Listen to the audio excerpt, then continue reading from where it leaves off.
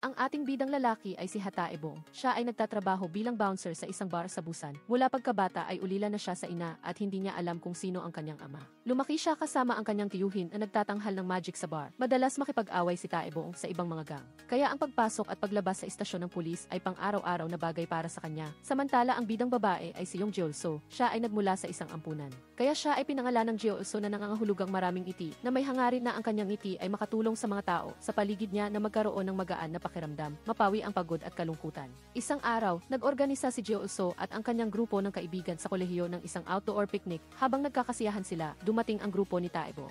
Sila ay umaawit at sumasayaw ng maingay. Pagkatapos ay naglaro ang grupo ni Taebong ng serbisyo ng beer at ang grupo ni Jeolso naman ay naglaro ng paghahagis ng bola. Ngunit patuloy na sumusulyap si Taebong kay Jeolso. Nang hindi inaasahan, may isang bola na tumama sa kanyang ulo. Sumigaw si Taebong kaya natahimik ang paligid. Tumingin siya at nakita niya si Jeolso at ang kaibigan nito na tumatawa sa kanya. Sumigaw si Taebong at hiniling sa buong grupo na magpatuloy sa paglalaro. Pagkatapos ay nag-organisa ang dalawang grupo ng isang salusalo. Ngunit nakalimutan ng grupo ni Jeolso na magdala ng pambukas ng bote. Kaya nagtanong siya kay Taebong upang manghiram. Agad siyang galanting gumamit ng lighter upang buksan ang lahat ng takip ng bote sa lalagyan. Pumalakpak ang lahat at pinuri siya ng husto. Sa pagkakataong ito, may tawag sa telepono si Jeolso mula sa kanyang kaibigan na nangangamusta. Sinabi niya sa kaibigan na napakasaya ng picnic. Inanyayahan ng kaibigan si Jeolso na pumunta sa kaarawan ng kanyang asawa bukas. Pagkatapos ng picnic, naglinis ang grupo ni Jeolso at umalis, habang ang grupo ni Taebong ay nagtipon upang kumuha ng litrato. Hindi niya alam na palihim niyang kinuhanan ng litrato si Jeolso. Samantala, dumating si Direktor Kang sa mansyon upang makipagkita sa chairman. Sinabi niya na ang kanyang anak ay mamamahala sa kumpanya sa hinaharap. Kaya, hiniling niya sa direktor na tulungan si Minho simula ngayon. Sa oras na ito, umasok si Minho upang bumati sa kanyang tiyuhin. Paglabas, hiniling ni Minho sa kanyang tiyuhin na tulungan siya sa trabaho. Dahil maraming inaasahan si tatay sa akin, kaya nararamdaman ko ang pressure. Pagdating sa kotse, iminungkahi ni Minho na magkasama silang magmaneho ng kanyang tiyuhin.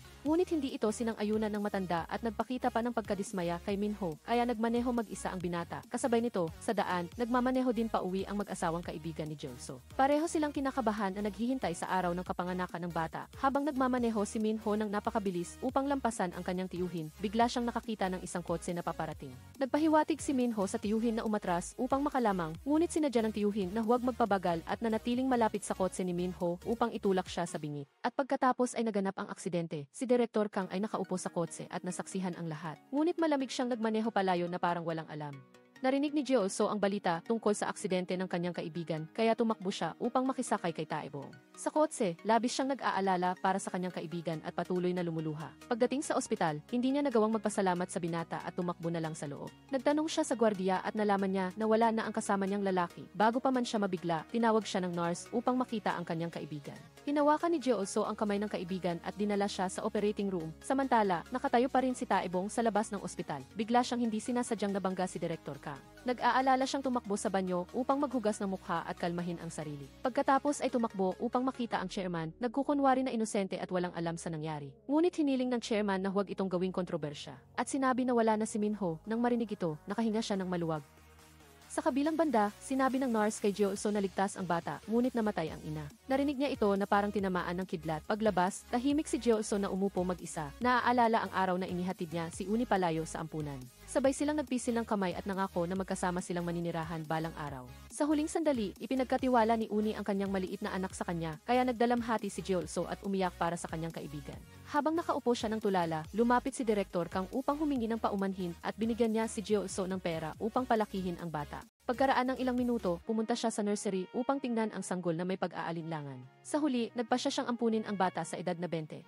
Hindi pa alam kung ano ang pagmamahalan ay naging single mother na. Samantala, hindi siya nakita ni Taebong na lumabas, kaya sumakay na lang siya sa kotse pauwi. Pagkaraan ng 3 taon, sa araw ng pagkamatay ng mag-asawang kaibigan, nakatayo si Jeolso sa barko at naghulog ng mga puting chrysanthemum sa dagat. Umiyak siya at sinabing huwag silang mag-alala at manatiling payapa sa kabilang buhay. Sa sandaling ito, tumakbo ang kanyang anak na babae at tinawag siyang ina. Kinuha niya ang isang oso mula sa basket at ibinigay sa kanyang anak na babae bilang pagbati sa kaarawan. Masayang nagpasalamat si Elgin sa kanyang ina. Nagbukas si Jeolso ng isang tindahan ng inumin sa palengke. Sa kabutihang palad, napakabenta ng kanyang negosyo. Samantala, nag-iisang naglalaro si Elgin kasama ang oso habang naghihintay sa kanyang ina na magtinda.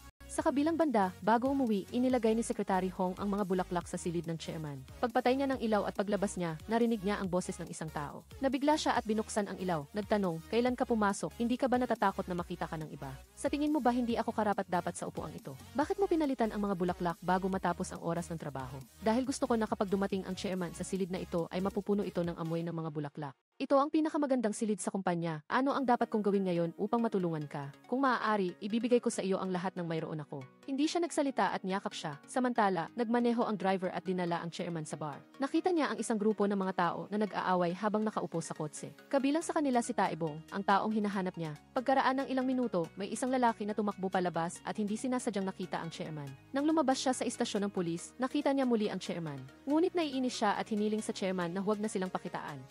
Samantala, hindi nakita ni Jeo So ang kanyang anak kaya nag-aalala siyang tumakbo sa buong palengke upang hanapin ito. Hindi niya alam na abalang nanonood ng sirko ang bata. Nang makita ang kanyang anak, galit na binuhat siya ni Jeo So pababa ng hagdan at pinalo ang puwet ng ilang beses. Siya namang chairman ay dinala ng driver sa boarding house ni Taebong. Bumaba siya ng kotse at hiniling sa driver na humanap ng hotel at hintayin siya. Habang naghihintay kay Taebong, hindi sinasadyang binugbog siya ng mga magnanakaw hanggang sa mawalan siya ng malay. Kinuha nila ang kanyang pitaka at agad na tumakas. Hindi nila alam na nabangga nila si Taebong na naglalakad. Sinubukan niyang habulin ang mga magnanakaw ngunit hindi niya nagawa, kaya bumalik siya at dinala ang chairman sa ospital. Kinabukasan, nagising ang chairman at nakita niya si Taebong na natutulog. Nakaupo siya at tinitigan ang mukha ng binata ng may pag-iingat. Bigla siyang nahulog sa upuan at nagising. Sa oras na ito, dumating ang pulis at nagtanong sa chairman tungkol sa ilang detalye na may kaugnayan sa mga magnanakaw. Pinaghihinalaan ng pulis na kabilang si Taebong sa grupo ng mga ito. Ngunit tiniyak ng chairman na iniligtas siya ni Taebong at wala siyang kinalaman sa mga magnanakaw. Nang lumabas si Taebong, tinawag siya ng driver. Nagpasalamat siya kay Taebong sa pagligtas sa chairman at binigyan pa siya ng lata ng inumin na gawa ng kumpanya. Kung may balak kang maghanap ng trabaho, pumunta ka sa kumpanyang ito. Walang sinabi si Taebong at kinuha ang lata ng inumin at umalis. Nang kumakain si Taebong kasama ang kanyang tiyuhin. Nagtanong ang tiyuhin, kahapon ba nang umalis ka sa istasyon ng pulis, may nakita ka ba? Ngunit sinabi niya, wala akong nakitang kahit sino. Nagkataon lang na may ginawa ako kahapon kaya hindi ako nakauwi. Pagdating ng gabi, habang naghihintay sa kanyang pagkakataon na magtanghal, naramdaman niyang nanginginig ang kanyang kamay. Sa wakas, dumating na ang pagkakataon niya upang magtanghal. Pumasok din si Taebong upang manood, ngunit hindi niya maintindihan kung bakit nanginginig ang kamay ng tiyuhin, kaya nabigo ang pagtatanghal. Labis na nag-alala si Taebong habang nakatayo sa ibaba. Nang hagisan ng mga customer ang tiyuhin ng mga bagay sa entablado, tumakbo si Taebong upang dalhin ang tiyuhin sa loob. Malungkot niyang sinabi na hindi na siya makakahanap buhay pa. Nag-alala siya nang makita ang nanginginig na kamay ng tiyuhin. Sinabi ng doktor na may problema sa nerbiyos ng tiyuhin. Sa hinaharap, maaaring maparalisa ang tiyuhin. Naiinis na nagtanong si Taebong kung bakit ngayon lang sinabi. At pinayuhan ng tiyuhin na huwag mag-alala, pupunta ako sa Seoul bukas upang maghanap ng trabaho. Habang nag-iimpake, nakita ni Taebong ang larawan ni Jeo So kaya isinama niya ito sa kanyang bag. Binigyan din siya ng tiyuhin ng kaunting pera para sa biyahe. Sa wakas, nakarating na si Taebong sa Seoul. Sa kabilang banda, nagsasagawa ng survey ang chairman sa pabrika. Pagkatapos ay isinulat niya ang pangalan ni Taebong sa isang papel. At hiniling kay Director Kang nasabihan ang Human Resources Department na humanap ng angkop na lugar para sa taong ito sa kumpanya. Samantala, si Jeo So ay nagdidikit ng mga flyer na nag-aalok ng shared room sa lahat ng dako. Sa daan, nakita siya ni Taebong habang nakasakay sa bus. Dali-dali niyang kinuha ang larawan upang itugma. Nang malaman niyang ito nga siya, tinawag siya ni Taebong ngunit hindi niya nagawa. Hanggang sa huminto ang bus, tumakbo siya upang habulin siya ngunit huli na. Bigla niyang nakita ang idinikit na papel na nag-aalok ng shared room. Kaya tinawagan niya ang ibinigay na numero ng telepono ngunit hindi niya nagawa. Pagkaraan ng ilang sandali, dumating si Taebong sa kumpanya ngunit pinalabas siya ng gwardiya. Kaya humiga siya at nag-eskandalo sa lobby. Sakto namang dumating si Director Kang at nang marinig ang pangalan ni Taebong, tinanong niya ang relasyon ng binata sa chairman. Ngunit hindi alam ni Taebong kung sino ang chairman, kaya hiniling niya kay Taebong na isulat ito sa kanyang resume. Kinuha niya ang flyer at isinulat doon. Nagulat si Director Kang nang malaman niya na ang taong ipinadala ng chairman ay hindi nakapagtapos ng kolehiyo. Bukod pa rito, isa pa siyang bouncer sa isang bar. Sa kabilang banda, sinundan ni Taebong ang address at pumunta sa inuupahang bahay. Nagulat siyang ang taong nagbukas ng pinto ay ang babaeng hinahanap niya. Ngunit hindi siya nakilala ni Taebong. Nang makita ito, nagtanong siya tungkol sa pag-upa ng kwarto, ngunit tumanggi siya. Ang dahilan ay para lamang sa mga babae ang inuupahan. Sa sandaling ito, tumakbo ang anak na babae at tinawag ang kanyang ina upang magtanong kung sino iyon. Nagpakita si Taebong ng pagkalito nang marinig niya ito. Sinabi niya sa kanyang anak na pumasok sa loob at maglaro, pagkatapos ay bumalik siya upang humingi ng paumanhin sa binata. Naiinis na tumalikod si Taebong at umalis. Maya-maya, lumabas ang mag-ina at hindi sinasadyang nagkita silang muli. Sinabi ni Taebong na maghahanap siya ng kwarto na malapit doon. Ngunit walang sinabi si Jeolso at inakay ang kanyang anak patungo sa palengke. Pagdating doon, inalok siya ng may-ari ng katabing tindahan na ibigay ang pera para sa hulog bukas. Kaya, sumakay si Jeolso ng taxi at tumakbo pabalik upang hanapin si Taebong, ngunit hindi niya nakita. Hindi niya alam na nakita siya ng binata mula sa kotse. Ginamit niya ang speaker sa kotse at tinawag, "Saan ka pupunta, Ginang?" Nang marinig ito, tumakbo si Jeolso palayo. Nagmaneho din ang kaibigan niya upang sumunod. Nang tumingin siya sa loob ng kotse, nakita niya ang binata, kaya natuwa siya. Sa loob ng bahay, pinapirma niya ang binata ng kontrata sa pag-upa ng kwarto sa loob ng 1 buwan. Ang oras ng pag-upa ay mula 7:00 ng gabi hanggang 6:30 ng umaga kinabukasan. At lalo na, bawal manigarilyo sa loob ng bahay. Pagkatapos, kinuha ni Taebong ang larawan na kinunan niya at ibinalik sa kanya. Nagulat si Jeolso nang hawakan niya ang larawan upang tingnan. Kasabay nito, nag-ieskrima si Secretary Hong kay Director Kang. Ngunit natalo siya sa babae. Nagulat si Secretary Hong at nagtanong, "Anong nangyayari sa iyo ngayon? Pagod ako ngayon kaya titigil na ako." Habang naglalakad pa uwi na may backpack, patuloy na iniisip ni Director Kang ang tungkol sa paghiling ng chairman na humanap siya ng trabaho para kay Taebong. Samantala, hindi alam ni Taebong kung sino ang chairman. Pagkatapos naman ni Jeolso na paupahan ang bahay kay Taebong, inipon niya ang lahat ng pera upang bayaran ang hulog. Pagkatapos ay inakay ng mag-ina ang isa pa uwi. Sinabi niya sa kanyang anak na pinaarkila niya ang kwarto sa lalaki kahapon, ngunit matutulog lamang siya sa gabi. At aalis ng maaga kaya huwag kang mag-alala dahil hindi mo siya makikita. Hindi niya alam na lumabas si Taebong ng kwarto. Nagtanong si Jeolso kung bakit hindi siya sumusunod sa kontrata. Hindi siya dapat nandito sa oras na ito.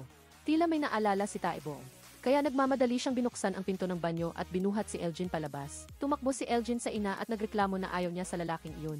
Tumakbo si Taebong nang mabilis patungo sa kumpanya. Hindi sinasadyang muntik na siyang masagasaan ng kotse ng direktor. Lumapit si Taebong upang bumati, ngunit sinaway siya ni Direktor Kang kung bakit hindi siya humingi ng tawad. Pagkatapos, naiinis siyang binuksan ang pinto ng kotse at pumasok sa kumpanya. Tumakbo si Taebong upang sumunod at nagtanong kung paano siya makakakuha ng trabaho doon. Kung ikaw talaga si Taebong, pumunta ka ngayon sa department ng reklamo ng kumpanya at magtrabaho doon. Pagkatapos ay pumasok siya sa elevator. Kaya hinanap ni Taebong ang department ng reklamo. Pagkaraan ng ilang minuto, tumawag si Direktor Kang upang magtanong kung dumating na ang bagong empleyado. At hiniling sa binata na pumunta sa kanyang opisina. Sinabi ng direktor na napakahirap magtrabaho ng mag-isa. Kaya nagdagdag ako ng isa pang tao upang tulungan ka. Umaasa akong gagawin mo ng maayos ang iyong trabaho. Sa labas, pinalabas na ni Taebong ang nagreklamo mula sa kumpanya. Sakto namang pumasok ang chairman at nakita ito. Pagbalik sa opisina, pinayagan si Taebong na magpahinga ngayon. At pinaalalahanan siya na pumasok bukas bago mag-alas 8. Kasabay nito, dumating din si Jeolso sa kumpanya at pumunta sa department ng reklamo. Humingi siya ng bayad pinsala para sa kanyang ideya ng lata ng inumin. Dahil ang produkto na inilabas ng kumpanya ngayon ay halos katulad ng sa akin. Kaya hiniling ng lalaki na patunayan niya na sa kanya ang ideya.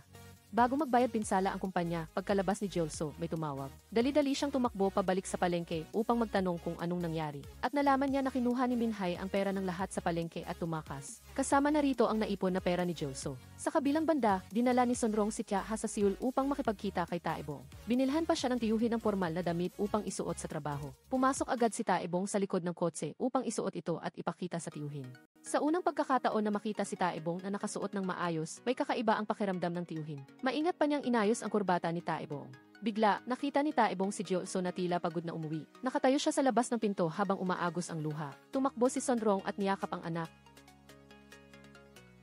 Samantala, kumakain si Taebong kasama ang tiyuhin at kaibigan, ngunit nag-aalala siya kay Jeolso. Hindi sinasadyang nagtanong si Sonrong kay Taebong kung anong ginagawa ng kumpanyang iyon. Kinuha niya ang bote ng tubig at inilapag, sinabing ang kumpanya ang gumagawa ng mga bote ng tubig na ito. Labis na nag-alala ang tiyuhin nang tingnan niya ang bote ng tubig. Pagkatapos, inihatid niya ang tiyuhin at si Sonrong pauwi. Ngunit pagkatapos ng ilang sandali, sinabi ng tiyuhin kay Sonrong na ibaba siya dahil may gagawin siya. Sa kabilang banda, inalala ng chairman nang makita niya si Taebong na inilalabas ang lalaki mula sa kumpanya. Pagkaraan ng ilang minuto, dumating si Direktor Kang. Nagtanong siya, anong departamento ang inayos mo para sa taong ipinadala ko sa iyo?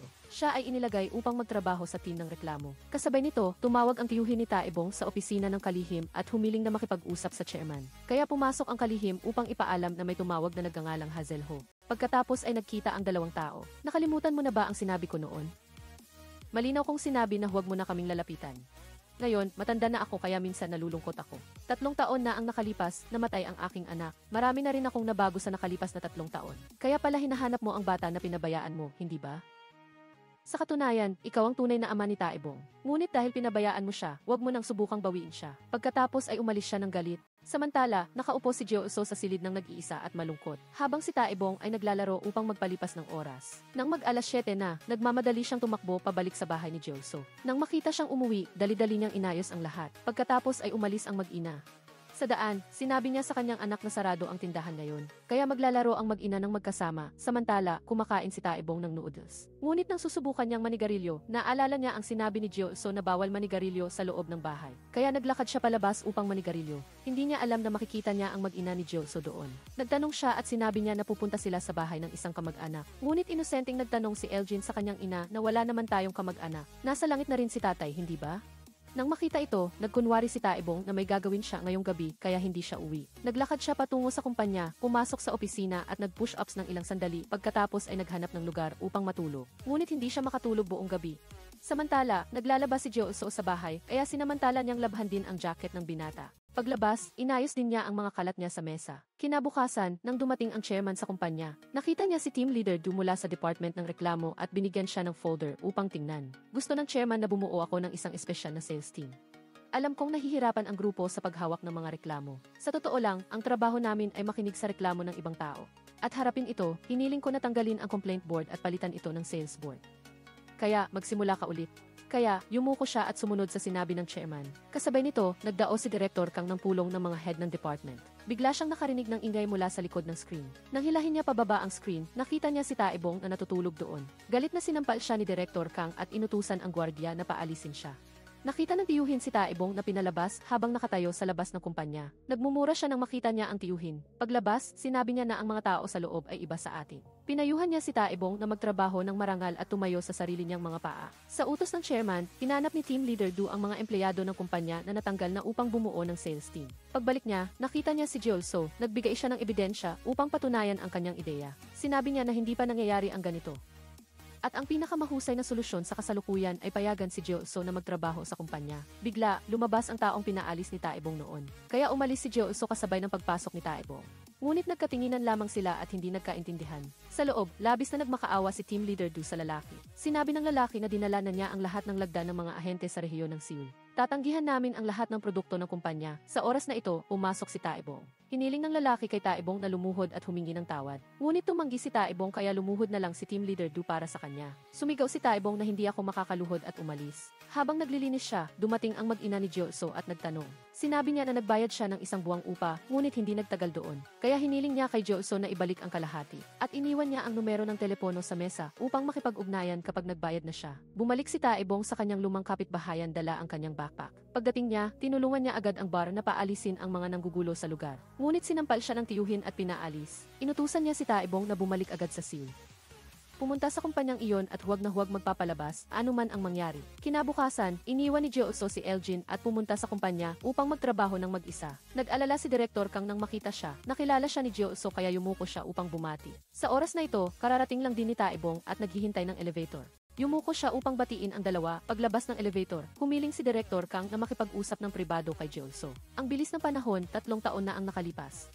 Iyon ay isang aksidente na hindi ko malilimutan. Ganoon din ako, ang taong sangkot sa aksidente ay ang aking pamangkin. Siya rin ang nag-iisang anak ng chairman. Pagkatapos ng aksidenteng iyon, humina rin ang chairman. Kaya sana ay huwag mong banggitin ang aksidente sa kumpanya. Dahil natatakot ako na kumalat ito sa buong kumpanya. Sa oras na iyon, malalaman ito ng chairman at mas malulungkot pa siya. Maaari bang tayong dalawa lang ang nakakaalam nito? Sumang-ayon si Jeo-soo sa sinabi ng direktor. Samantala, sinabi ni team leader Du kay Taebong na mula ngayon, mawawala na ang department ng reklamo ng kumpanya. Kaya, saan ako lilipat? Hanapin mo ang taong kumuha sa iyo sa simula at magtanong. Nakatayo si Taebong sa labas ng malungkot, naalala ang sinabi ng tiyuhin at napabuntong hininga. Hindi sinasadyang nakita niya ang chairman na bumaba ng kotse, kaya tumakbo siya upang magtanong. Ngunit wala siyang sinabi at dumiretso sa loob. Sinabi ng driver kay Taebong na siya ang chairman ng kumpanya. At nagtanong, bakit ka nandito? Nautal siyang sinabi na dahil sa init at pagka-suffocated kaya lumabas siya. Dito, muling binuo ni team leader Du ang espesyal na sales team. At ipinapatupad ang trabaho na kailangan gawin ng grupo. Samantala, pumasok si Taebong sa opisina ni Director Kang. Humiling siya na ilipat sa ibang department, dahil wala na ang department ng reklamo. Kaya pumasok si Direktor Kang upang makipagkita sa chairman. Sinabi niya na gumawa siya ng isang sales department sa ilalim ng kanyang pamumuno. Maya-maya, pumasok si Team Leader Du. Ibinigay niya ang impormasyon ng mga miyembro ng espesyal na sales team sa chairman upang tingnan. Pagkatapos tingnan, nagtaka ang chairman kung bakit wala ang pangalan ni Hataebong sa grupo. Naniniwala si Team Leader Du na maraming problema si Taebong. Kaya hindi siya maaaring maging bahagi ng team dahil ang pag-iisip at kilos niya ay hindi angkop sa kapaligiran ng kumpanya. Hindi kaya, Ginoong Chairman, binuo mo ang espesyal na sales team dahil kay Hataebong. Siya ay isang pansamantalang bagong empleyado lamang at hiniling kay Team Leader Du na gawin ng maayos ang kanyang trabaho. Nang lumabas ang direktor, nakita niya si Taebong na naghihintay. Sinabi niya na mula ngayon, iyan na ang lugar mo. Nagpasalamat si Taebong at nangakong magtatrabaho ng husto.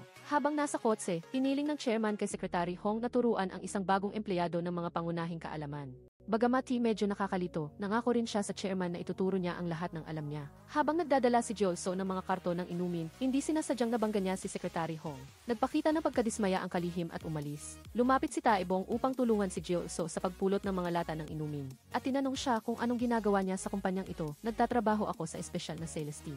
Ang team leader ng team na iyon ay isang masamang tao. Hindi niya alam na lumapit ang lalaki at narinig ito, ngunit walang sinabi. Nakita siya ni Taebong kaya umalis siya kaagad. Pinayuhan siya ng lalaki na huwag makipag-usap sa mga taong ganoon sa kumpanya. Pagkatapos ng oras ng trabaho, lumabas si Taebong at kumain kasama ang tiyuhin. Sinabi niya na kapag stable na ang trabaho niya, dadalhin niya ang tiyuhin sa Seoul para magpagamot. Ngunit pinayuhan siya ng tiyuhin, kung masyadong mahirap ang trabaho sa kumpanya, mag-resign ka na at umuwi. Nang marinig ito, nagtaka si Taebong kung bakit hindi siya pinayagan ng tiyuhin na mag-leave noon, ngunit nagbago ngayon. Kasabay nito, nakatanggap ng tawag si Secretary Hong kaya nagmamadali siyang tumakbo upang mag-withdraw ng pera. Ngunit dahil sa pagmamadali, nakalimutan niya ang kanyang wallet sa ATM machine. Nakita ito ni Jolso at tumakbo upang habulin siya, ngunit huli na. Nang makita siyang sumakay sa taxi, sumakay din si Jolso ng taxi at sumunod. Dumating si Secretary Hong at nakita ang kanyang ama na nakikipag-away sa isang lalaki. Hiniling ng lalaki sa kanya na magbayad pinsala dahil sa pagsira sa salamin ng kanyang tindahan. Kaya kinuha niya ang 500,000 won upang bayaran ito. Pagkatapos, tumalikod siya ng pagod at nagulat nang makita si Jolso. Ibinalik niya ang wallet kay Secretary Hong. Ngunit nagpakita ng pagkadismaya ang kalihim at hiniling kay Jolso na maging maingat sa pananalita pagkatapos ay umalis ng malamig. Pagbalik niya sa kumpanya, ipinaalala ng chairman ang tungkol sa pagtuturo kay Taebong. Kaya hiniling niya sa kanyang assistant na dalhin ang record ni Taebong sa kanya. Pagkatapos ng oras ng trabaho, umuwi si Taebong at dinalhan siya ng kanyang mga kaibigan ng mga bulaklak at banner upang batiin siya. Sa sandaling ito, lumabas si assistant na ipinakilala ni Taebong sa kanila na ito ang kanyang superior. Sabay-sabay silang yumuko upang bumati. Pagkatapos, hiniling ng lalaki kay Taebong na bumalik. Sa loob, naghagis si Direktor Kang ng ilang aklat kay Taebong. Hiniling sa kanya na isulat muli ang lahat at isumite bukas. Samantala, tinawagan ni Jolso si Eljin at sinabing uwi siya ng huli dahil marami siyang trabaho sa kumpanya. Tinitigan niya ang mga cart ng kalakal sa harap niya ng pagod. Nang lumabas si Taebong, hindi sinasadyang nakita niya si Jolso. Nagreklamo siya sa binata na inutusan siya ni Team Leader Do na ibenta ang cart ng kalakal na ito ngayong gabi. Kung hindi, magre-resign na lang siya. Kaya tinulungan siya ni Taebong na magmaneho ng cart ng kalakal upang ibenta. Samantala, tinulungan niya si Taebong na isulat ang ulat para sa direktor. Salamat sa kanyang koneksyon sa mga bar, natapos agad ni Taebong ang pagbebenta ng cart ng kalakal. Kasabay nito, nagmaneho si Direktor Kang at tumabi sa kalsada kasama si Secretary Hong. Hindi siya makapaniwala na hiniling ng chairman sa kanya na turuan si Hataebong.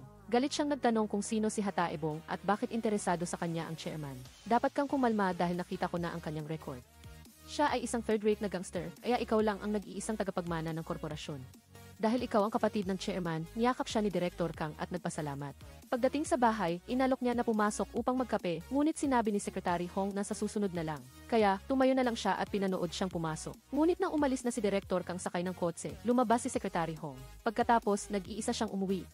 At pagpasok sa maliit at masikip na silid, naramdaman niya ang pagod. Noong gabing iyon, nagpuyat si Jolso upang tulungan si Taebong sa pagsulat ng ulat. Kinaumagahan, inakay niya ang kanyang anak na babae palabas at nakita niya si Taebong. Ibinigay niya sa binata ang ulat na isinulat niya. At ibinalik naman niya ang listahan ng benta noong nakaraang gabi sa kanya. Bumati siya kay Eljin ngunit tinitigan lang siya ng bata. Nang ihatid ni Jolso si Eljin sa paaralan, nakasimangot pa rin ang kanyang anak. Nang makita ito, nagpaiwan si Jolso upang payuhan ang kanyang anak. Gusto ni Eljin na sumama sa kanyang ina tulad ng dati. Sa oras na ito, lumapit ang guro at sinabihan si Jolso na huwag mag-alala. Masasanay din ang bata. Nang dumating si Jolso sa kumpanya, hindi sinasadyang nakita niya si Direktor Kang sa lobby. Masayang nag-uusap ang dalawa nang makita ito ni Secretary Hong. Labis siyang nag-alala dahil natatakot siyang baka ibunyag ni Jolso ang kanyang sikreto sa direktor. Samantala, natulala si Team Leader Do nang makita ang resibo ng benta kagabi. Hiniling niya sa lahat na pumalakpak at purihin si Jolso. Ngunit pagkatapos suriin, nakakita siya ng pagkakamali sa pagkalkula.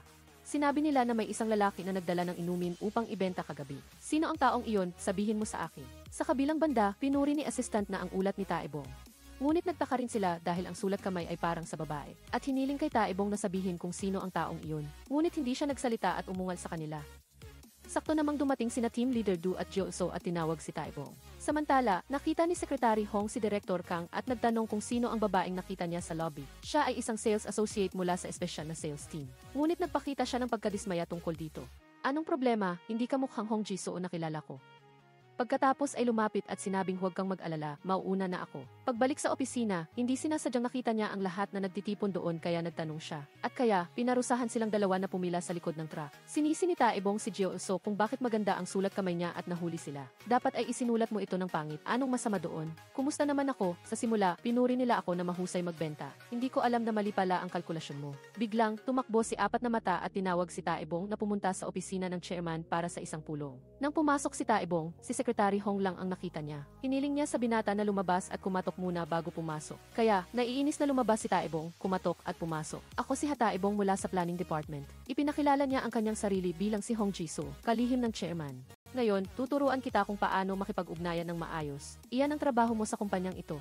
Isipin mo na nakaupo ang chairman sa kabilang upuan at magsanay na yumuko ng magalang. Ngunit anuman ang pagyuko ni Taebong, hindi ito naabot ang inaasahan niya. Pagkatapos, hiniling niya sa binata na maglakad upang makita niya. Ngunit nang makita ang bulok na paglalakad niya, napabuntong hininga na lang si Jisoo. Sumunod, pinagalakad niya ang binata sa paligid ng commercial area ng 5 beses. Naglalakad siya sa tabi niya at pinapaalalahanan si Taebong kung paano maglakad. Samantala, mag-isa si Jioso na nag-aayos ng mga karton sa truck. Lumapit si Director Kang at inanyayahan siyang mag-lunch. Si Taebong naman ay dinala ni Secretary Hong para mamili. Dahil hindi siya marunong magtali ng kurbata, kailangan siyang tulungan ni Secretary Hong. Dapat kang matutong magtali ng kurbata ng mag-isa sa bahay. Ngayon, sisimulan nating matutunan ang tamang asal sa hapagkainan. Dahil minsan kailangan mong makipagkita sa mga kliyente o bumisita sa mga business partner, kaya madalas kang magdi-dinner. Kaya, sumakay ang dalawa ng taxi at pumunta sa restaurant. Dinala rin ni Director Kang si Jioso doon para mag-lunch. Hindi sinasadyang nagkita ang apat sa elevator. At sabay silang sumakay sa elevator.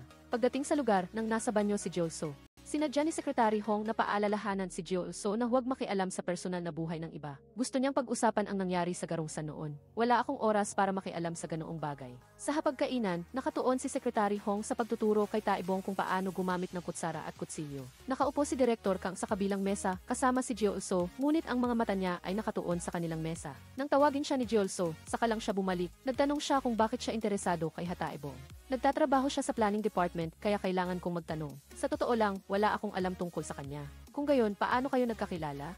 Dahil kakalipat lang niya sa tapat ng bahay namin noong isang linggo. Dito, tinuruan ni Secretary Hong si Taebong kung paano gumamit ng kutsilyo sa paghiwa ng karne. Ngunit nagreklamo si Taebong na hindi niya maintindihan kung bakit kailangan niyang pag-aralan ang mga bagay na ito. Hindi mo pa rin ba naiintindihan ang mga sinabi ko noon?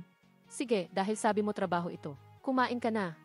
Pagbalik ni Jioso sa kumpanya, nagtanong si Team Leader Du kung saan siya nagpunta. Narinig ko sa mga empleyado na kasama mo ang direktor ng planning department. Sa oras na ito, dumating si Taebong. Hiniling niya kay Taebong na huwag makialam sa trabaho ni Jioso. Dahil hindi madaling makahanap ng trabaho sa kumpanyang ito. At umaasa siyang hindi na siya muling bibigyan ni Jioso. Nang umalis ang lalaki, pinayuhan siya ni Taebong na huwag mag-alala. Pakinggan mo lang sa isang tainga at ilabas sa kabilang tainga. Kaya, huwag mong pansinin ang sinasabi niya. Huwag kang mag-alala tungkol sa akin, alalahanin mo muna ang sarili mo. Sa opisina ng chairman, nagtanong siya kay Secretary Hong tungkol sa pagtuturo kay Taebong. Maayos naman ang takbo ng trabaho, ginoong chairman, at nagtanong kay Director Kang tungkol sa kasunduan para sa plano ng hotel. Sinabi niya na mayroon siyang business meeting ngayong gabi. Kaya hiniling ng chairman na payagan si Taebong na dumalo. Sakto namang pumasok si Atty. Jiang upang makipagkita sa chairman. Nag-aalalang humingi ng pulong si Director Kang kay Secretary Hong. Nagtanong siya kung bakit narito si Atty. Jiang para sa pagbabago ng testamento ng chairman, ngunit hindi ko alam ang nilalaman nito. Labis na nag-alala si Director Kang nang marinig ito. Sinabi niya na pagkatapos mamatay ni Minho, ngayon lang nagbago ng testamento ang chairman. Bumalik siya sa opisina at tinitigan ang record ni Taebong nang may matinding pagkabalisa. Lumabas siya at tinitigan si Taebong.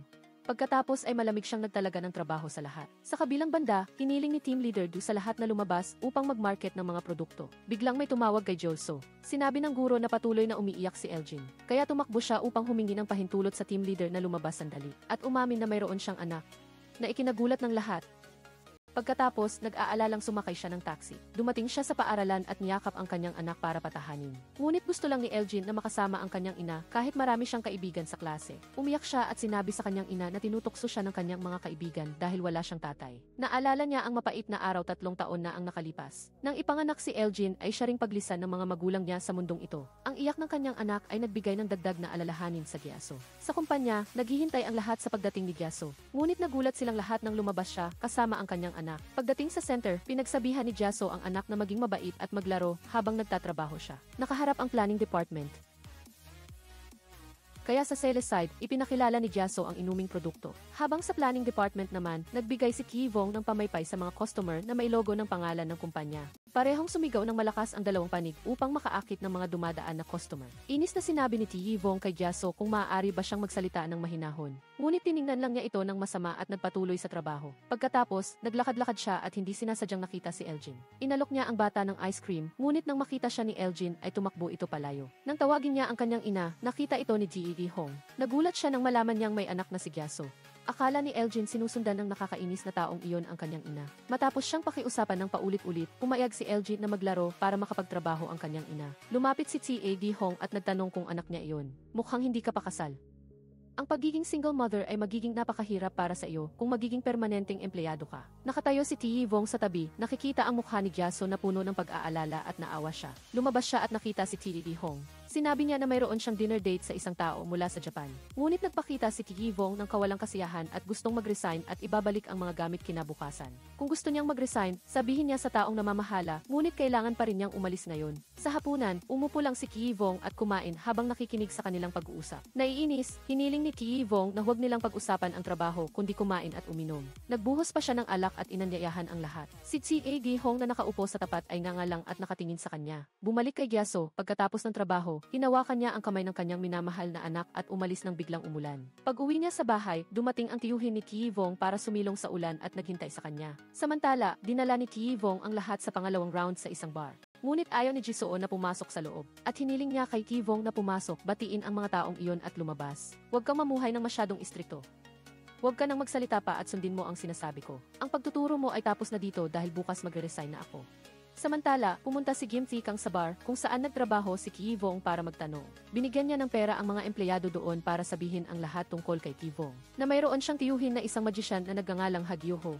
Si Hong naman ay nakatayo pa rin sa labas naghihintay kay Hong. Sa huli, hindi siya makapaghintay kaya umuwi siyang binabasa ng ulan. Ngunit paglabas, walang taxi na gustong huminto nang umuwi si Hong para kumain kasama ang kanyang tiyuhin. Nag-alok siya sa tiyuhin na alagaan ang anak ni Gyaso. Kaya, kinabukasan, nang balak ni Gyaso na isama ang anak sa trabaho. Gumawa ng magic ang tiyuhin para kumbinsihin ang bata na manatili sa bahay kasama niya. Tuwang-tuwa si Elgin.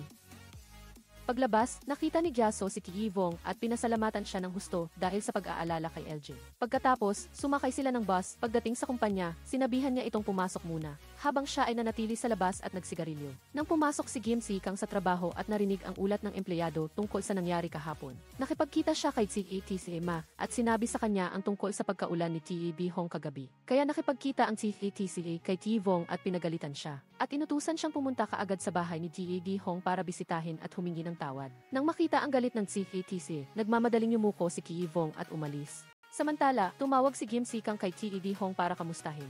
Sinabi niya na pupunta siya sa bahay niya para bisitahin. Ngunit nagdahilan si Hong na magulo ang bahay, kaya nag-schedule ng pagpupulong sa isang coffee shop malapit sa kanyang bahay. Pagkatapos ng tawag, dali-dali siyang tumakbo palabas ng bahay papunta sa lugar ng tagpuan. Ngunit sa daan, nakita niya ang kanyang ama na naghihirap sa pagtulak ng isang cart ng mga lumang bote at dyaryo. At nakita niya si Hong na tinutulungan siya. Nag-alala siyang humanap ng paraan para iwasan siya. Nang umalis na si Hong, ay lumabas si Jisoo at tinawag ang kanyang ama. Sinabi niya na tumawag siya sa kumpanya at narinig na may sakit siya. Sinabi ko na sa iyo na huwag ka nang tumawag doon. Pasensya na, gusto ko lang tumawag para ibalik sa iyo ang perang binigay mo dati. Sa sandaling iyon, dumating si Kim Tae-kang na nagmamaneho at tinawag siya. Anong ginagawa mo rito? Kabadong hindi makasagot si Jisoo. Ang kanyang ama ay nag-alala at hinila ang cart palayo. Nagtatakang nagtanong si Kim Tae-kang kung bakit mukha siyang masama, at isinakay siya sa kotse at umalis. Samantala, pumunta si Kiyvong sa bahay ni Jisoo gamit ang address sa file. Ngunit nagulat siya dahil hindi iyon. Samantala, tinanong ni Kim Si Kang si Jisoo tungkol sa schedule ng CATC ngayon. Kinuha niya ang kanyang telepono para tingnan at sinabi sa kanya na ang CATC ay may appointment sa isang Chinese restaurant kasama ang isang taong nagngangalang Hagyao. Sa daan, nag-iisip ng malalim si Kim Si Kang tungkol sa taong ito. Sa kabilang banda, masayang naglalaro si Eljin kasama si Gye Sonsong sa bahay. Tumawag si Gyaso sa anak para mangumusta. Tuwang-tuwa ang bata dahil naglalaro siya sa bahay kasama sila. Pumunta si Kiyvong at nagtanong kung bakit nag-iisa si Gyaso sa pagpapakilala ng produkto ngayon. At tinanong siya kung saan siya bumili ng mga gamit sa bahay. Kaya, namili si Gyaso kasama siya. Ngunit hindi niya gusto ang anumang pinili niya. Naiinis, nagtampo siya at naunang umalis. Pagkatapos ng pamimili, naghintay si Sonsong kay Eljin na dumating. Bumaba ang bata ng kotse at seryosong yumuko para batiin ang kanyang ina. Nag-alok pa si Sonsong na magdaos ng maliit na housewarming party ngayong gabi. Pagkatapos, dinala niya at ni Eljin pa uwi ang mga bagay na binili ni Kiyvong. Pagkatapos ng trabaho, lumabas si Kiyvong at nagtanong kung ano ang binili ni Gyaso. Bumili ako ng kaunting pagkain para sa iyong housewarming. Ngunit hindi siya makakauwi kasama niya dahil may kailangan siyang puntahan. Sa bahay, nagbihis din ang tiyuhin ni Kiyvong at umalis. Umupo siya at uminom ng tubig habang naghihintay sa CATC. Ngunit nang dumating ang CATC sa restaurant, nagulat siya nang makita si Kim Si Kang doon. Nagpakita siya ng pagkagulat ngunit hindi nagsalita at pumasok sa loob. Sa sandaling iyon, pumasok si Kim Si Kang sa palikuran at hindi sinasadyang nakita ang tiyuhin ni Kiyvong doon. Nang lumabas siya, nakita niya si Kiyvong na nakaupo. Kaya dali-dali siyang umiwas. Lumabas si Kim Si Kang at tiningnan ang kilos niya ng may pagdududa. Sa loob, nagtaka si Gye kung bakit nasa labas si Kiyvong. Huwag mo akong intindihin ng mali, hindi ko rin alam na pupunta siya rito. At nag-alok siya na bibili ng bahay para sa magtiyuhin sa Seoul. Ngunit hindi siya pumayag. Sa labas, nagtanong si Kim Si Kang kung ano ang trabaho ng mga magulang ni Kiyvong. Hindi sila nakatira sa akin, bata pa ako nang tumira ako kay Cheha. Hindi ko pa nakita ang mukha ng tatay ko. At ang nanay ko ay malabo ko lang naaalala noong bata pa ako. Kaya, mayroon bang sinuman sa pamilya na nakakakilala sa CATC? Sa tingin ko ay wala dahil kami lang ni Gye ang nasa bahay.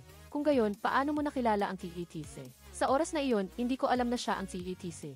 Hindi ko sinasadyang nailigtas ang isang lalaki na binugbog hanggang mawala ng malay bandang hating gabi. Sa ospital, inalok ako na magtrabaho sa kumpanya. At pagkatapos ko lang nalaman na ang taong iniligtas ko ay ang CATC. Kaya, iniligtas mo ang CATC sa Daejeon. Tama, nandoon ako sa oras na iyon. Sinabi rin ni Kim Si Kang kay Kiyvong na ang CATC ay ang kanyang kuya. Sa bahay, si Sonsong lang ang kumakain kasama ang mag-ina na si Gyaso. Sinabi ni Eljin sa kanyang ina na gusto niya si Gye. Nag-alok si Gyaso na magbayad para sa pag-aalaga niya kay Eljin. Nakita niya na hindi siya mapakali dahil hindi tinatanggap ng lalaki ang pera. Kaya, nag-alok siya na bigyan siya ng 500 won. Sa kabilang banda, nagpaalam si Kim Si Kang kay Kiyvong at umalis. Nakita ito ng driver ng CATC at agad na tumawag para ipaalam sa kanya. Agad na umuwi ang CATC, habang si Kim Si Kang ay nagmamaneho at nag-iisip ng malalim. Samantala, umuwi si Kiyvong at nakita si Gyaso na bumibili ng pakwan kaya nagtanong siya. At nagsalita ng mga salita na nakakainis. Narinig ko na dumaan ka sa espesyal na pagsasanay sa kumpanya. Ngunit mukhang wala itong epekto at umalis siya ng inis. Dali-daling sumunod si Kiyvong para mag-sorry. At nakita niya ang tiyuhin na naghihintay. Pagkatapos, pumasok silang lahat sa bahay para mag-housewarming party. Pagkatapos ng party, umuwi ang mag-ina. Inayos ni Gyaso ang mga kalat na nilalaro ni Eljin sa larawan. Bigla niyang napansin na nag-drawing ang kanyang anak sa dingding. Kaya pinagalitan niya si Eljin ng husto na humantong sa pag-iyak ng bata. Nang ihatid ni Kiyvong si Sonsong pauwi, nakita niya si Eljin. Sinabi ng bata kay Kiyvong na pinagalitan siya ng kanyang ina dahil sa pag-drawing sa dingding. Kinuha niya ito para tingnan at sinabihan si Eljin na ibalik ito sa bahay. Ngunit sinabi ni Eljin na umalis na ang kanyang ina. Nakaupo si Gyaso ng mag-isa at malungkot nang lumapit si Kiyvong. Tinanong niya kung gaano na talaga siya katanda. Noong una kitang makita, first year college student ka. Pagkatapos, hula ko, huminto ka sa kolehiyo. Pero alam mo, marami ang nakatapos ng kolehiyo pero marami pa ring walang trabaho. Bakit mo ito sinasabi sa akin? Huwag kang mag-alala sa ibang tao, kundi isipin mo ang trabaho mo at gawin mo itong maayos. Kung ayaw mong mapatalsik sa kumpanya, kinabukasan, pumunta ang driver ng CATC para makita si Gye.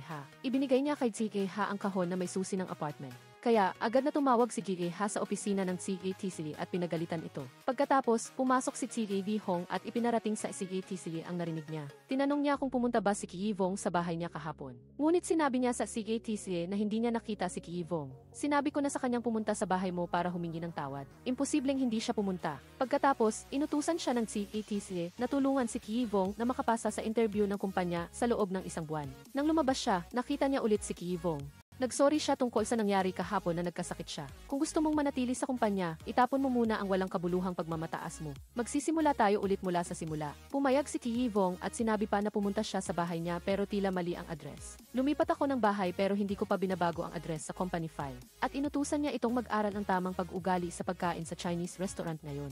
Nag-aral na ako kahapon kay Kim Si Kang. At nakita ko rin ang KTC doon. Ngunit hindi siya nagsalita at naunang umalis. Makalipas ang ilang minuto, nakita niya si Kim Si Kang at sinabi sa kanya na may appointment ang CETC sa Chinese restaurant ngayong 12 ng tanghali. At nagtanong kung may tinatago ba siya sa kanya. Wala akong tinatago sa iyo, tandaan mo na pareho tayong nasa iisang bangka. Kaya, hindi mo ako dapat pagdudahan at nagpaalam siya at naunang umalis. Nang dumating ang CETC, palihim nang nakaupo si Kim Si Kang at nagmamasid. Pumasok siya sa silid at galit na ibinalik ni Gie-ha ang susi ng apartment sa kanya. At sinabing hindi dapat gawin ito ng CETC. Palihim na nakikinig si Kim Si Kang sa katabing silid. Pinayuhan ng CATC si Gie-ha na kumalma. Pumunta ka sa Seoul dahil kay Kihivong kaya gusto ko lang na maging komportable ka. Alam kong anak mo siya, kaya kailan mo balak sabihin sa kanya? Kahit sabihin ko sa kanya o hindi, anak ko pa rin siya. Hindi ka ba nahihiya na sabihin na anak mo siya? Namatay ang nanay niya noong 7 taong gulang si Kihivong, pero hindi ka man lang nagpakita. Nagulat si Kim Si Kang pagkatapos marinig ang kwento. Lumabas siya at napuno ng kalungkutan. Sa kabilang banda, pinagsabihan ni Tiren Du si Gyaso na mag-focus sa trabaho. Huwag mo siyang bigin, si Kihivong ay nakatayo sa malayo at nag-aalala para sa kanya. Maya-maya, may dumating sa counter ng pagpapakilala ng produkto para magsimula ng gulo. Lumapit si Kihivong para payuhan siyang umalis na, ngunit nagpakita siya ng pagiging agresibo. Kaya sinaktan siya ni Kihivong gamit ang plastic bottle ng paulit-ulit sa ulo at pinalayas siya. Samantala, tumakbo si Gyaso sa paaralan para ipakita sa guro ang application form na dinrawingan ni Eljin. Ngunit sinabi ng guro na dahil sa pagliban niya ng higit sa 6 na semestre, napakahirap na makapag-apply muli. Kaya hiniling niya sa guro na payagan siyang mag-aral sa gabi. Kung mayroon kang Certificate of Employment, matutulungan kita. Kaya, tumawag si Gyaso sa kumpanya para humingi ngunit tinanggihan. Dahil trainee lang siya, malungkot na sumakay si Gyaso ng bus pabalik sa trabaho. Samantala, dahil hindi niya nakita si Gyaso, nagpa siya si Kihivong na tulungan siyang ipakilala ang produkto. Biglang bumalik ang taong binugbog niya kanina, kasama ang mga kasama at nagsimula ng gulo. Kaya, binugbog sila ni Kihivong ng husto at napilitan silang tumakbo. Maya-maya, dumating ang pulis at binigyan si Kihivong ng citation. Sa sandaling ito, dumating si Kim Si Kang para makita si Kiisidi, na kaya nalaman niya ang tungkol sa away ni Kihivong. Galit siyang lumapit at nagtanong kung saan niya natutunan ito at nagpakita ng matinding galit kay Kihivong. Dinuraan niya, nang umalis siya, dumating si Gyaso, natigilan siyang tumingin sa lahat ng gulo sa harap niya. Bago siya makabawi, nakita niya ang matalas na tingin ni Tiren Du. Paglabas, tinanong niya kung saan siya pumunta at bakit hindi niya alam. Nagsorry si Gyaso at tiniyak sa kanya na hindi na ito mangyayari ulit, humingi ako ng pagkakataon. Ngunit malamig siyang umalis, pagbalik ni Kim Si Kang sa kumpanya, nakita niya si Dan. Tinukso niya ito na parang naghihintay ng kasintahan at pumasok sa loob. Sa kabilang banda, sobrang pagod na si Kihivong, aalis na sana siya nang makita niya si Gyaso na nag-iisang nagpapakilala ng produkto. Hindi niya matiis na umalis, bumalik si Kihivong sa counter at nagpatuloy sa pagpapakilala ng produkto. Nakalimutan niyang may appointment siya kay Dan. Samantala, dahil hindi siya umuwi, uminom si Dan, kasama si Kim Si Kang. Tinanong niya kung bakit siya gusto, dahil ba sa tingin niya ay ako ang susunod na mamamahala sa kumpanya. Mahal kita kaya gusto kitang tulungan, wala nang ibang dahilan. At dito, pagkatapos dalhin ang delivery truck sa susunod na lokasyon, nag-away silang dalawa ulit tungkol sa pagtulong niya sa kanya na nauwi sa pananakit sa kanya. Sa bus, walang gustong mag-usap sa kanila. Pagdating sa susunod na lokasyon, narinig ni Kihivong mula kay Aunt Gith-fi na inutusan ni Tiren Du si Gyaso na mag-resign. Tiningnan ni Kihivong si Gyaso at nag-alala. Sa sandaling ito, narinig niya ang kasamahan niya sa trabaho at nalaman ni Gyaso na nagkamali siya sa pag-intindi kay Kihivong. Pagkatapos, pumunta silang dalawa sa bar kung saan nagtatrabaho si Sonsong para sunduin si Eljin. Pumasok siya at inilabas ang kanyang anak. Sa bus, naalala niya ang sinabi ni Misa na walang kasalanan si Kihivong. Dahil nagsimula sila ng gulo, kaya binugbog sila ni Kihivong. Pagod niyang binuhat ang anak sa kanyang likod pa uwi. Habang si Kihivong ay umiinom kasama ang kanyang tiyuhin. Tinanong niya si Kihivong kung gusto niyang tumira sa isang magandang apartment. Bakit mo ito tinatanong sa akin, Jie? Hindi siya sumagot kundi pinayuhan niya si Kihivong na magsikap sa trabaho sa kumpanya. Alam ko, huwag kang mag-alala, Jie. Nang umuwi siya, nakita niya si Gyaso na naghihintay. Nagsorry siya dahil nagpakita siya ng galit sa kanya. Alam mo ba ang tungkol sa Guardian Angel? Palaging nasa tabi natin ang ating Guardian Angel. Kapag pagod ako sa mga bagay sa buhay, Pag-iisipan ko ang aking guardian angel at hindi na ako malulungkot pa. Kaya, kapag nahihirapan at nasasaktan ako, iisipin ko ang aking guardian angel. Ang pangalan mo ay Gyaso na nangangahulugang maraming ngiti. Ngunit hindi kita nakikita nang umingiti. Sa unang pagkakataon na nakita kita 3 taon na ang nakalipas. Napakangiti mo noong oras na iyon. Pagkatapos, nang umuwi silang dalawa, nakita nila si Kim Si Kang. Tinanong niya kung anong ginagawa niya doon sa ganitong oras. Hinihintay ko si Haki Vong. Kaya nagpaalam si Gyaso at pumasok na sa bahay. Tinanong niya kung walang kapatid si Ki Vong. Wala rin akong kapatid hanggang sa maging 0 taong gulang ako. Nalaman ko na mayroon akong kuya. Na siyang TATC ngayon. Siyempre, siya ang kapatid ko sa ama. Malaki ang agwat ng edad namin ng TATC, kaya mahirap magkasundo. Pagkatapos, nag-alok si Kim Si Kang na tulungan si Ki Vong. Kung may problema, makipag-usap muna sa kanya. At maingat niyang inayos ang kurbata ni Ki Vong. Maaga pa, nagmadali na si Gyaso sa kumpanya para ayusin muna ang mga paninda. Nang dumating ang CATC sa kumpanya, narinig niya mula kay TED Dance na nakipag-away si Ki Vong kahapon. Sa labas, inutusan ni Tiren Dance si Gyaso na ibalik ang mga paninda sa dati nitong lugar. Mataimtim siyang humingi ng isa pang pagkakataon. Ngunit walang epekto ang lahat.